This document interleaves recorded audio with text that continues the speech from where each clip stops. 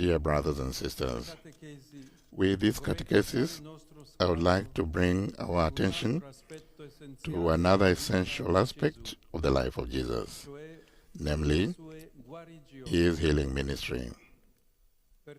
For this reason, I invite you to bring before the heart of Jesus your most painful and fragile parts, those parts in your life where you feel stuck and blocked. Let us trustingly ask the Lord to listen to our cry and to heal us. The character who accompanies us in this reflection will help us understand that we must never give up hope, even when we feel lost. He is Bartimaeus, a blind man and a beggar, whom Jesus meets in Jericho. The place is significant.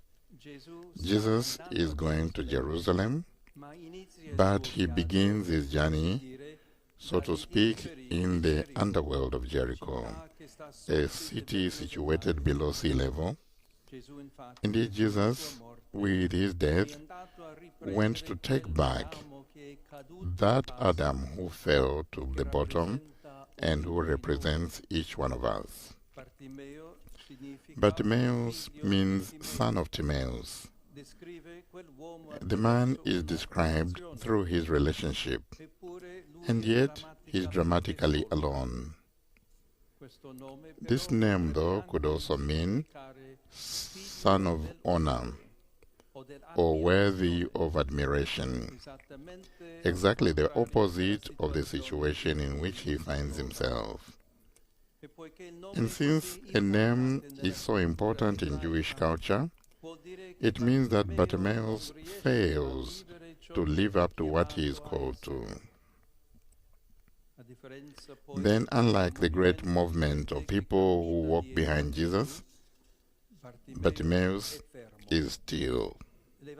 The evangelist tells us that he sits by the roadside, so he needs someone to lift him up onto his feet and help him resume his journey. What can we do when we find ourselves in a situation that seems to have no way out? Bartimaeus teaches us to appeal to the resources we have within us and which form part of us. He is a beggar. He knows how to ask. Indeed, he can shout. If you truly want something, you do everything in order to have it, even when others reproach you, humiliate you, and tell you to let it be. If you really desire it, you keep on shouting. The cry of Bartimaeus in the Gospel of Mark, Jesus, son of David, have pity on me. It has become a very well-known prayer in the Eastern tradition, which we also can use. Lord Jesus Christ, Son of God, have pity on me, a sinner.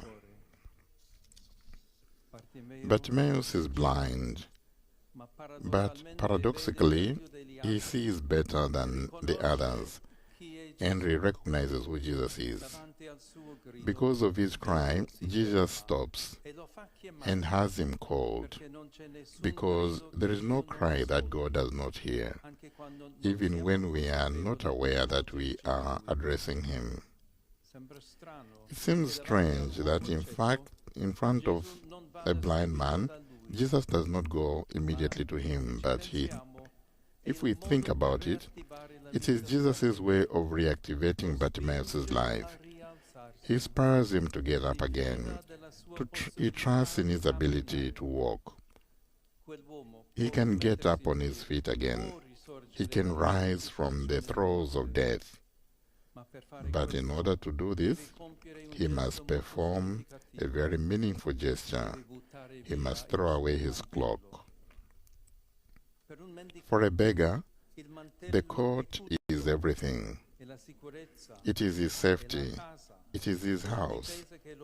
It's the defense that protects him. Even the law protected beggar's cloak, and the law imposed that it must be returned in the evening if taken as a pledge.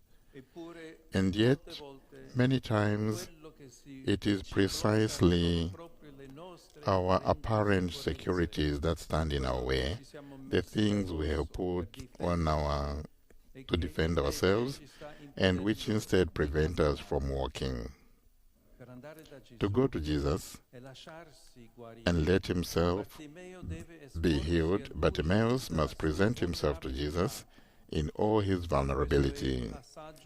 This is the fundamental step in any journey of healing. Even the question that Jesus asks him seems strange. What do you want me to do for you? In reality, it is not always a given that we want to be healed from our ailments. At times we prefer to stay still so as not to take responsibility. Bartimaeus' reply is profound.